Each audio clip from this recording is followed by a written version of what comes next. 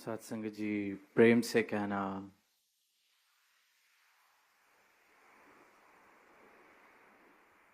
एक बार फिर यहाँ इस 8 नंबर ग्राउंड में आप सबके बीच ये सत्संग करने का अवसर मिल रहा है। कैसे 15 अगस्त को ही यहाँ मुक्ति पर्व पर आप सबके दर्शन हुए,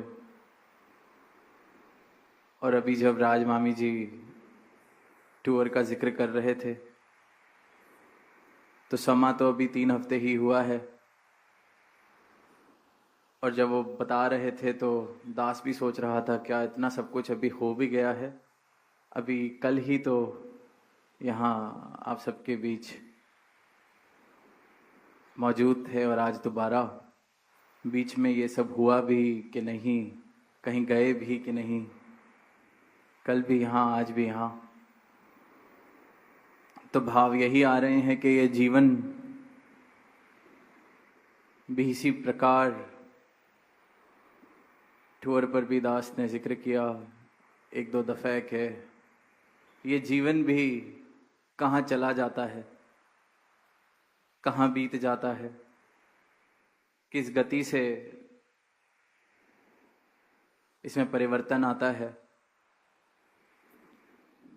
किस गति से वर्ष बीत जाते हैं और लगता है कल ही की तो बात थी। कितनी बार ऐसे होता है कि अपने जीवन की कोई बात कर रहे होते हैं, कोई बात सुना रहे होते हैं और कह देते हैं कैसे लगता है कल ही की तो बात थी। ऐसे लग रहा है कि अभी अभी वो पल बीता, इतने अच्छे से याद है। अक्सर ऐसे मौके जीवन में आते हैं जब हम इस पंक्ति का उपयोग करते हैं, इस भाव का उपयोग करते हैं। तो जब ये जीवन इतनी गति से बीत जाता है, ये समा कहाँ चला जाता है पता नहीं चलता।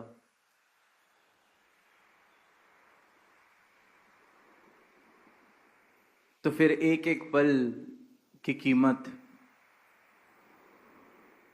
बहुमूल्य है, कहाँ चला जाता है पता नहीं चलता। और दास तो यही दातार से अरदास करता है कि समा पता ना ही चले, खुशियों से इस प्रकार बीते कि पता ना चले। पर जिस ना पता चलते समय में जो करने योग्य कार्य है वो कर लिया जाए। जैसा जीवन सजाया जाना चाहिए, जैसी इस जीवन की गरिमा होनी चाहिए, जैसी इस जीवन की शोभा होनी चाहिए, इसको उस प्रकार सजा लिया जाए, उस प्रकार सुशोभित कर लिया जाए। वरना लगेगा कि कल ही की तो बात थी कि कहा था अब सुधर जाएंगे, पूरी उम्र निकल गई। कल ही की तो बात थी, सोचा था अब ये बात दोबारा नहीं करेंगे, और पूरी उम्र निकल गई वही गलतियां करते हुए। कल ही की तो बात थी कि कहा था अब निंदा नहीं करेंगे, कल ही की तो बात थी कि कहा था क्रोध नहीं करेंगे, कल ही की तो बात थी कि कहा था इस दातार का एहसास अब बनाए रखेंगे। कल ही की बात थी, और ये कल ही की बात कब अगला कल आ जाता है और वो फिर दोबारा बीता हुआ कल बन जाता है। पूरी उम्र कहीं इस प्रकार ही ना बीत जाए, जाग कर ये जीवन जी सकें। सदगुरु ने ये ब्रह्म ज्ञान दिया है, हमारी झोली में आया है, सहज में मिला है, पर इसकी संभाल हो सके, चेतनता से ये जीवन जिया जा सके। आज जब वो बाल संगत का गीत था तो अभी गीत शुरू होने से पहले ही माइक पर आवाज आई हेलो, तो वो बच्चा अपना माइक टेस्ट कर रहा था कि माइक ऑन हुआ है कि नहीं। तो वो टेस्टिंग के दौरान ही शायद ऑन हो गया, तो हेलो की आवाज आई। तो मन में यही भाव आए कि चेतनता, कितनी चेतनता है, कितनी तैयारी है, गीत तैयार किया है, माइक ऑन होना चाहिए तभी गाया जाए। जहां तक पहुंचना है वहां तक पहुंच पाए, ऐसे ही नहीं कि गा दिया और माइक ऑन नहीं था। चेतनता। इसी प्रकार जीवन में चेतनता। मैं बोल तो रहा हूं पर पहुंच भी रहा है कि नहीं। मैं बात कर रहा हूं पर वो बात समझ आ भी रही है कि नहीं। या मैं बात सुन रहा हूं पर बात समझ आ रही है कि नहीं। कोई सामने से कह रहा है, मैं सुन भी रहा हूं कि नहीं।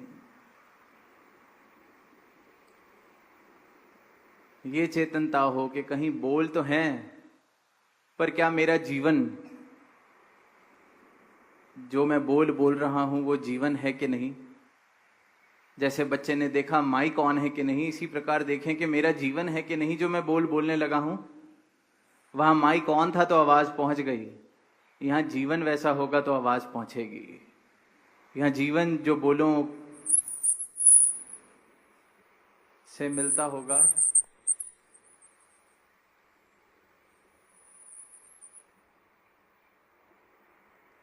जीवन और बोलों में फर्क नहीं होगा तो बात पहुंचेगी। तो बोलें, चेतन रहे। ये चेतनता हो, ये जागृति हो कि कहीं जीवन सिर्फ बंद माइक में ही तो नहीं चल रहा। और वहां माइक क्योंकि आवाज पहुंचाने का माध्यम है, तो ये ना लगे कि मेरी बात दुनिया तक मैं पहुंचा पा रहा हूं कि नहीं, मेरी जो कही हुई बात है मेरे अंदर तक पहुंच रही है कि नहीं। वो माइक का उपयोग बाहर आवाज भेजने के लिए है। दास जिस चेतनता की बात कर रहा है, ये चेतनता हो जो बोल मैं सुना रहा हूं, वो वाला माइक ऑन है कि नहीं जो ये अंदर भी आवाज भेज रहा है, मेरे अंतर मन में भी वो आवाज पहुंच रही है कि नहीं। ये चेतनता हो। टूर के दौरान ही किसी महापुरुष से बात हो रही थी, अपने दिल का हाल रख रहे थे। कहते कि कोई महापुरुष हैं, दास समझ नहीं पा रहा कि किस प्रकार से हैंडल करे सिचुएशन। लगता है कि जहां जैसा जीवन होना चाहिए वैसा जीवन नहीं है। कितने वर्ष हो गए हम देख रहे हैं, जवान थे अब बड़े हम भी हो गए हैं, अब जो आने वाले बच्चे हैं वो देख रहे हैं ऐसा है वैसा है। बड़ा मन भरा हुआ हो जाता है। अक्सर कभी जीवन में हम देखते हैं सामने कभी कोई ऐसा व्यक्ति कि ये तो समझता ही नहीं है, इसकी बोली ठीक नहीं है, इसकी भाषा ठीक नहीं है, ये ठेस पहुंचाता है, ये ऐसे करता है, ये वैसे करता है। तो वही भाव आ रहे थे सामने से कि जीवन ऐसे देखने को मिलता है, वैसे देखने को मिलता है, सुधरते ही नहीं है, बदलते ही नहीं है। तो दास ने बस सहज में इतना ही कहा कि तो इसमें समझदारी कौन नहीं दिखा रहा, जो बदल नहीं रहा या जो ये उम्मीद करे जा रहा है कि बदल जाएगा। बार बार अगर मैं करेला खाऊं और रोज उम्मीद करूं कि कल शायद इसमें मिठास मिलेगी, तो इसमें नादानी किसकी, मूर्खता किसकी, बचपना किसका। और फिर मैं शिकायत भी करूं कि ये करेला बदल नहीं रहा। कितना सिमरन किया था, सुबह करेला खाएंगे मीठा हो जाएगा। नंकार मेरी बात नहीं सुन रहा, करेले को मीठा नहीं कर रहा। आग को हाथ लगाता हूं, हाथ जलता है, फिर मैं कहता हूं आग बदल नहीं रही अपना स्वभाव, मेरा हाथ जला देती है। समझती ही नहीं है, बदलती ही नहीं है। कितनी उम्र हो गई, अब तो मैं भी 5 से 50 का हो चुका हूं, आग अपना स्वभाव ही नहीं बदल रही, मेरा हाथ जला देती है। दास ने कहा कि उनको छोड़ें, अपनी ही उम्मीद बदल लें। खुद पता चल जाए कि करेले का स्वाद कैसा होगा तो सरप्राइजेस नहीं मिलेंगे, दिल नहीं दुखेगा। 30 साल से अगर करेला खा रहे हो और कड़वा लग रहा है, फिर भी उम्मीद कर रहे हो कि कड़वापन जाएगा, मिठास आएगी, और फिर उस बात की शिकायत, करेला बदल क्यों नहीं रहा? तो समझदारी तो दोनों जगह नहीं दिखा जा रही। अब मनुष्य करेला तो है नहीं जो मजबूर है, बदल नहीं सकता, पर कई बार मत मर जाती है। अहंकार इस प्रकार का जोर ले लेता है कि मैं ही ठीक हूं, पर वहां हम अपनी चेतनता दिखाएं। दीवार में सर मारने से अपने ही सर को चोट लगनी है। तो हमने क्या समझदारी दिखाई? हमने कौन सी सियानप वाली बात की? बदलता नहीं है।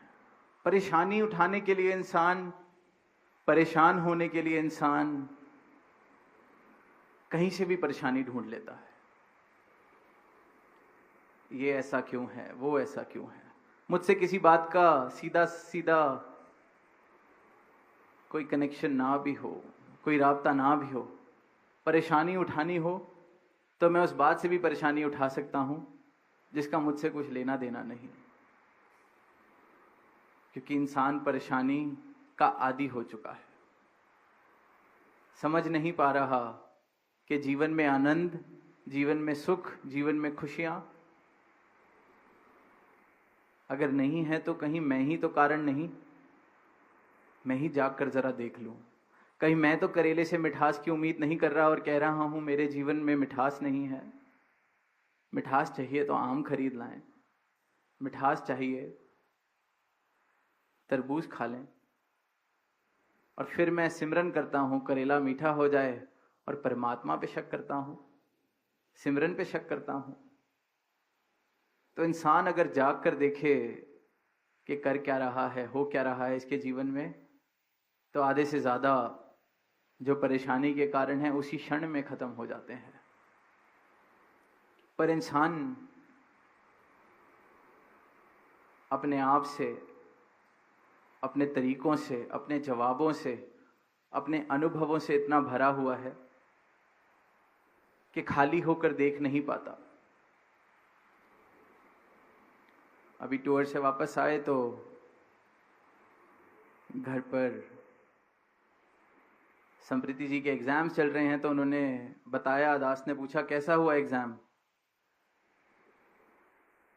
फ्राइडे को, तो कहते कि बहुत अच्छा, एक आंसर तो मुझे इतने अच्छे से आता था कि पूछा तो थोड़ा सा ही था, मैंने सारा बता दिया।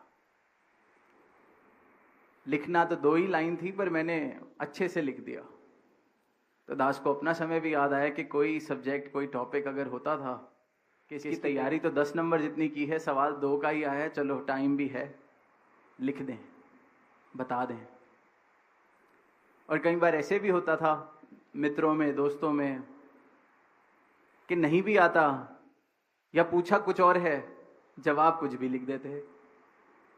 टीचर्स डे भी था परसों, तो जो महापुरुष इस प्रकार से ये टीचर वाला रोल निभा रहे हैं संसार में, वो भी देखते होंगे।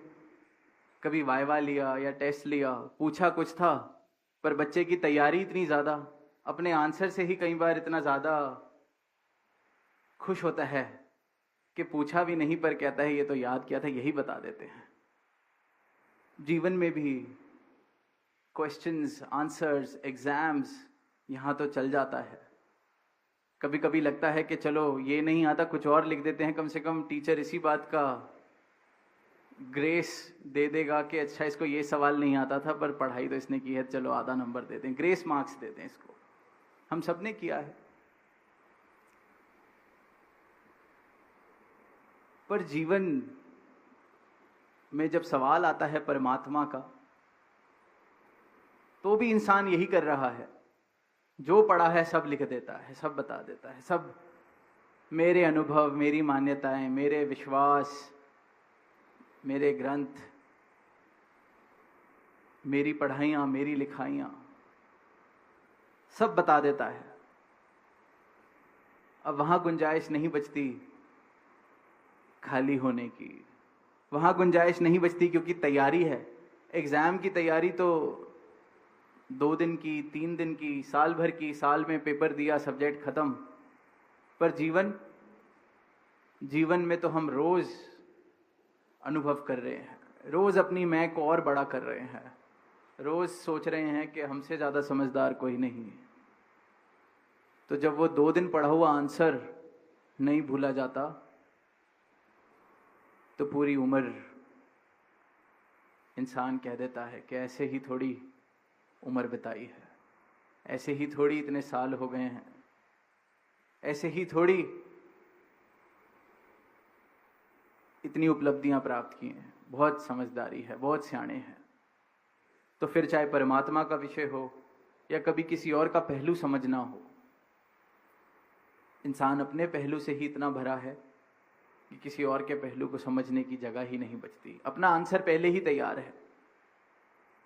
कोई कहता है कि मैं गया वहां, मेरे साथ ऐसा हुआ, सामने से ही बता देता है, हाँ मैं भी गया था, ऐसा हुआ होगा, ये हुआ होगा, वो हुआ होगा। मेरा अनुभव, मुझे पहले ही सब पता है। इसलिए ही तो आजकल देख रहे हैं, लोग कह रहे हैं कि बात नहीं हो पाती, कोई सुनता ही नहीं है। सुनेगा कैसे? सब कुछ तो पहले ही पता है, सब कुछ तो पहले ही पता है। वहीं परमात्मा का भी जब विषय आता है, बात आती है, जिक्र आता है, पहले ही पता है। जिसको पता है उसको पहले ही पता है सारे ग्रंथ, और जिसको पता है नहीं है, जो मानता है नहीं है, उसको भी सारे कारण पता है, सारे आर्ग्यूमेंट्स पता है कि क्यों नहीं है। खाली होकर, आंख खोलकर तो कोई देखना ही नहीं चाह रहा। सबको लगता है मेरे अंदाजे, मेरे एनालिसिस, मेरे अनुमान, यही सब कुछ है। पर परमात्मा जो है किसी अंदाजे का विषय नहीं है, किसी एनालिसिस का विषय नहीं है। परमात्मा अनुभव का विषय है। अनुभव है तो ये परमात्मा है। अंदाजों से इस परमात्मा के साथ रिश्ते नहीं बन सकते। अंदाजे तो जो मैंने सुन लिया, पढ़ लिया अपनी मत के अनुसार। तो जीवन में यही देखते हैं अक्सर के अपना आंसर पहले ही तैयार है, सामने जो बात है वो समझे नहीं। बच्चा तो फिर पेपर में जो पूछा गया है उसी को जरूरत से ज्यादा लिख रहा है। पर एक अवस्था ऐसी भी होती है कि पूछा था ही नहीं, पर मैंने जवाब दे दिया। सवाल कुछ और था, जवाब मैंने कुछ और दे दिया। सुना भी नहीं, और पेपर के बाद बोलता भी है कि क्वेश्चन तो यही आया था, देखा ही नहीं। पहली 2 पंक्तियां पढ़ते हैं, सोचते हैं यही आया है जो कल तैयारी की थी। टीचर वाइवा ले रही है, पूछ रही है, अभी टीचर की बात सुनी नहीं, आंसर पहले शुरू। जीवन भी यही है, समझ नहीं आती। बीत पूरा जीवन जाता है, जहां से बात शुरू हुई कि कल की ही बात थी, कल की ही बात थी, इतने वर्ष बीत गए, पर जितने ना समझ कल थे उससे ज्यादा ना समझ निकले हैं इतने साल बाद। क्योंकि समझने वाली बात इंसान समझ नहीं पाता। समझ बड़ी कीमती, समझ बड़ी दुर्लभ। कथनी करनी बड़ी बड़ी बातें, बड़े बड़े वखान बहुत आसान। समझ, जिस चीज की कीमत है समझ, वही सबसे दुर्लभ, वही देखने को नहीं मिलती। और जहां समझ आ जाए वहां फिर जीवन बदल जाते हैं। और समझ का मतलब ही अनुभव है, अंदाजा नहीं। अंदाजा, अनुमान,